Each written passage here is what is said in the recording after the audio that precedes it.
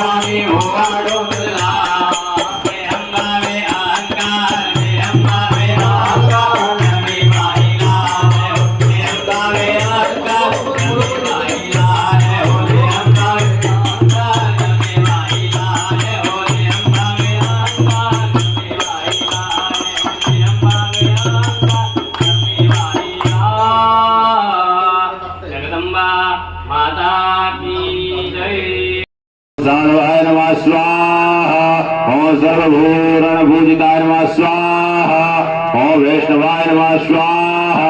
ओम भीमालोकनाय नमः स्वाहा। ओम महेंद्राय नमः स्वाहा। ओम मंत्ररूपिणे नमः स्वाहा। ओम महालक्ष्मी नमः स्वाहा। ओम महासिद्धाय नमः स्वाहा।